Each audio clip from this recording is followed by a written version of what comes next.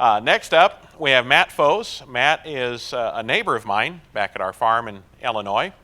And this year we worked together on a project to examine no-till versus strip tillage and strip tillage with nutrient application. He came over to our farm, and it was back when we thought it was going to be a great year and everything would be great and easy to do. I think he brought the rain when he came. But anyway, I met Matt when he worked for 360 YieldCenter, which is what the company that Gregg Sauder started after he sold Precision Planting to Tried Deer, Climate, Agco, somewhere in there. Anyway, but Gregg started up 360 YieldCenter, and I met Matt as a part of that. Matt's an agronomist and farmer, and just shares a lot of great insights of thinking about what plants want and when they want it and how they want it. So I'd like to invite Matt to the stage. Give him a warm welcome, please. Thank you.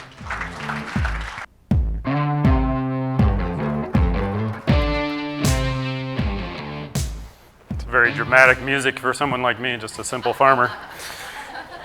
But so I want to take a little bit of a different spin at things. Try to get you to think about row crops. And I'll apologize in advance. This is very Midwestern-centric and very corn-centric, but that's kind of what I know. So we're going to stick with that for today. But I think it applies to every plant that we grow. And it's around the golden rule. Now, most of you are thinking, okay, treat others the way they want to be treated, or the way we should treat them, or whatever. We enter life's relationships under the golden rule, or at least they're a lot more successful if we do. If we treat people the way we want to be treated, or better yet, the way they want to be treated, things tend to go well. Take, for example, my life. So there's 3 different kinds of relationships on this screen, and they're all a balance of give and take. So if I look at my kids, Abby is the Alabama, Roll Tide for the LSU guy in the audience. Abby goes to Alabama. She's a freshman down there. Ella is at the Illinois Math and Science Academy. She wants to study everything from robotics engineering to political economics. Anyway, I didn't screw them up too much. But if I look at the relationship that I have with them and the give and take balance, they're teenagers. They're more the take. You know, dad sitting on the couch with them, snuggling, the give part of their life or their perspective has subsided a bit. Them wanting more from me so they can go do something and become more of what they want to be is on the take side. So that's one thing. If I look at Oliver, my dog, so Oliver's the second coolest thing I got going on in my life, other than my kids and, I guess third. Oliver is all give. He wants to give to me. He is the dog that snuggles on my lap all the time. He never wants to sleep anywhere other than right next to me, unfortunately. There's the extremes. The pendulum swings from give to take. Now, the other part of my life, Stephanie, in the middle on the bottom, sitting over there, that's the balance.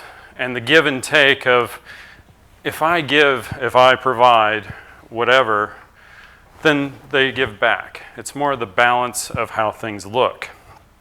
Now, the question I've got for you is oftentimes when we grow crops, we don't think about it with this balance of give and take. If I were to for example, if I had a son and if they were a football player, if I said I know they're coming home from football practice, they're going to be famished, at least in their mind, they're going to want a big old plate of food there. But if I don't provide that, then they're going to get grouchy. They're going to start, being teenage kids.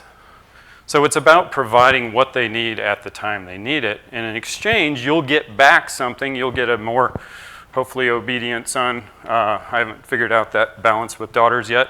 But it's about that ratio of give and take. But with our crops, at least Midwestern traditional way of looking at it, which was me not too very long ago, we would simply throw out a bunch of fertilizer randomly throughout the field, go out there with the corn planter, throw seed in the ground, walk away, come back in fall and wonder, why in the heck are we still at 180? We're not raising any more than we did. And there was a lot of effort going back to the staves in the barrel idea of why are we getting a better better yield? Well, the first thing you have to do is you have to plant it accurately, and Monty's obviously brought that skill to California, as it sounds. And you have to get all these guys up at the same time, make sure they're all happy little soldiers. Me being the former chemist, and it sounds like we're two of us at least in the same room, trained as an organic chemist, did weed science in grad school at Illinois, and then, you know, I'm a farmer now. So I'm a bit of a nerd, a bit of analytical person, and I look at things and I want them to be everything they need to be, but life is too hard to make it more complex than it needs to be. So make it what it needs to be and don't go any further. So if I look at where our farm, so my family's farm was not too very long ago, I think this might have represented 2014. There's a lot of passes across the field to grow corn, and we haven't even gotten to the combine yet. There's one hidden underneath the soil finisher Dad's driving with a chisel plow. So we were doing tillage after tillage, you know, place anhydrous in the ground for an ammonia or nitrogen source, and the like, making pass after pass. And I think the only people making money in this photo was John Deere. And I look at these two specific applications. On the left, you have phosphorus and potassium being spread as dry fertilizer, broadcasted on top, tilled in, have a nice day. On the right, we have anhydrous ammonia. And if I think about the properties of these two passes of the fertilizer that's going out, P and K are very immobile in the soil, as you well know, but yet we were putting them on the surface, hoping they'd get down to the root zone. Nitrogen's very mobile. We were putting it down deep, hoping it would stay there 8 months later. There's a little bit of insanity in that type of application. And if we think about the corn plant, the young corn plant, and what we want from it, the root system is generally on a very small corn plant, not very big. You know, it's the width of the canopy of the crop. So if I have a seedling that's this tall and this wide, guess what? You can fit the root system in a coffee cup. But yet we were just spreading out randomly in 30-inch rows all the fertilizer we thought it needed.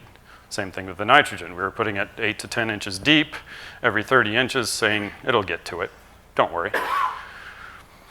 So if we look at the crop and what we want it to do, and we look at the yield components associated with corn, there's 3 major steps in making a good corn yield.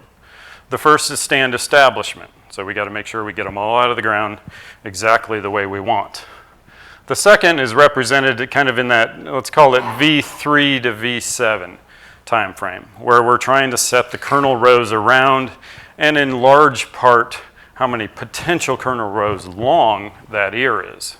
Now we determine how many actually stick later on in the season, but that vegetative state from the time it's ankle to waist high is incredibly important in how much yield we're going to have.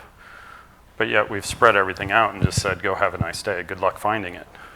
And then the third major yield component time frame is filling those kernels after pollination and depth of that. By this time, it's been roughly 10 months since most people have applied nitrogen. But yet this is, if you look at the uptake curves of any type of fertilizer, they mimic the height and this sigmoidal curve that is shown on there. The bigger the plant, very miraculously, the more stuff it needs from us or from the soil. So we need to make sure that we have it there at the time it's needed in the form it's needed. My idea and kind of how I've taken all that I've learned from people over the years is basically looking at corn growing in a flower pot. I don't have an acre of corn. I have 32,000 12-inch flower pots out there, 34,000, you name what it is. Now, the idea of this is this flower pot contains the root ball.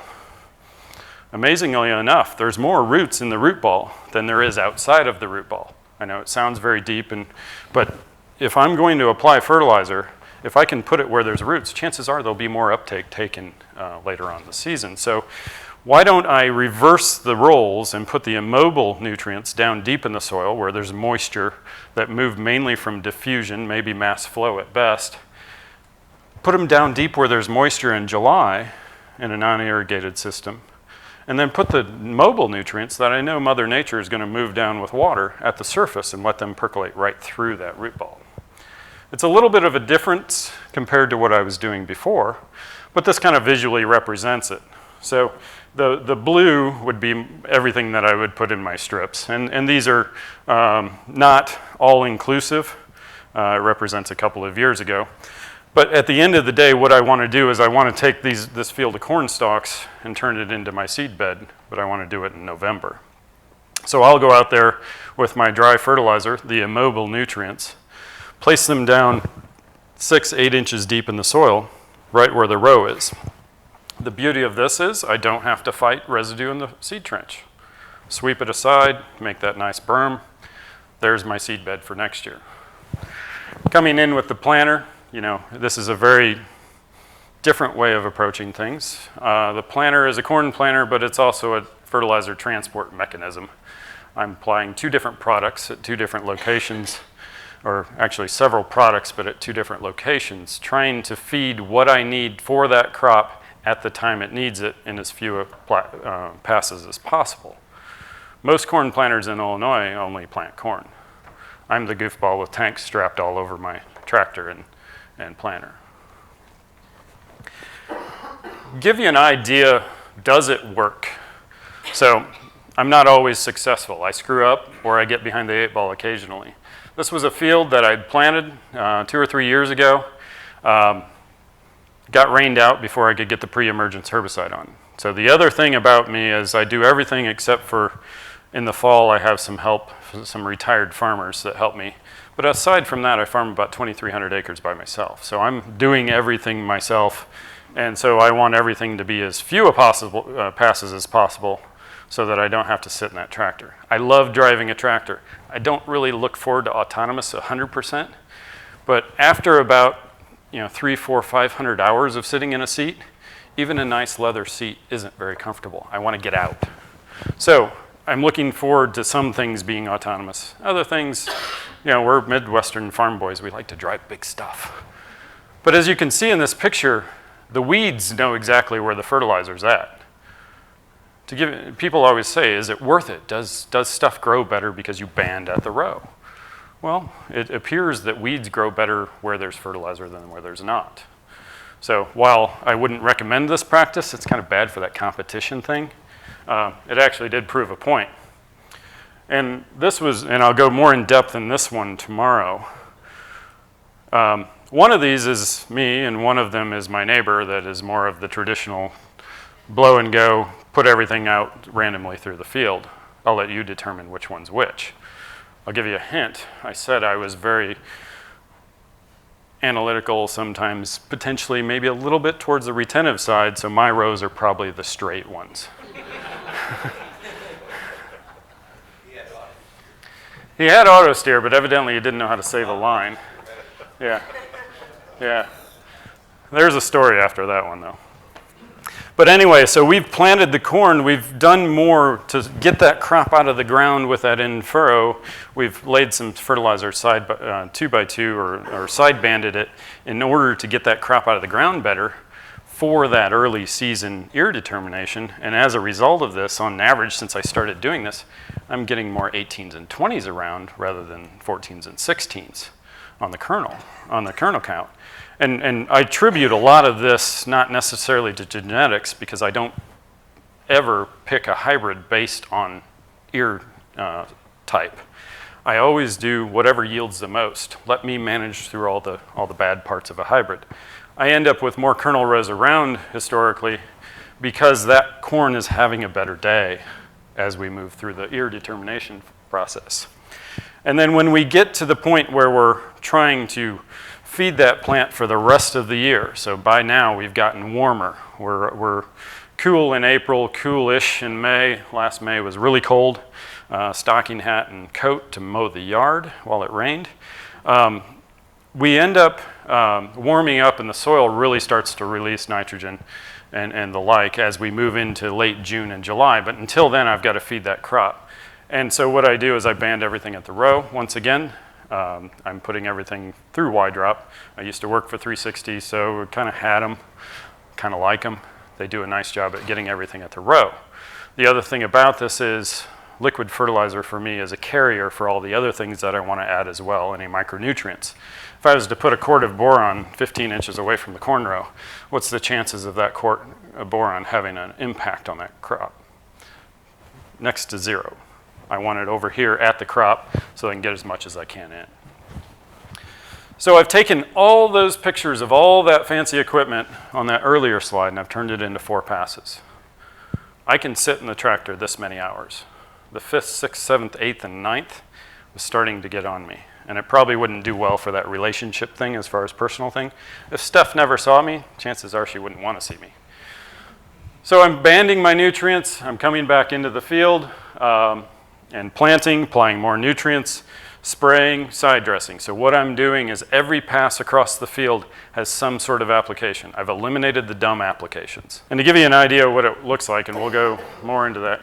So this map is the home ranch, home farm. If you can look at that, it would tell you that the CEC of that area that I'm going through at the combine is about 6 or 7. Traditionally, we weren't able to get more than 175 bushel an acre on this farm. I'm going through the field taking 23% corn out, pure green, and it's doing well into the 300s. Since I went to this version of spoon feeding the crop what it wants when it wants, I've probably increased this farm average about 75 to 80 bushel. After that, I need a pivot. I mean, that's all there is to it. Water is my limiting resource in many cases, but at the end of the day, you can take things that don't produce real well and turn them into more. And I'll go through more of that as we get into tomorrow, some more of the details of what goes in the tank, when it goes in the tank, all those kind of things. So with that, until there's my contact information, and feel free to reach out at any time.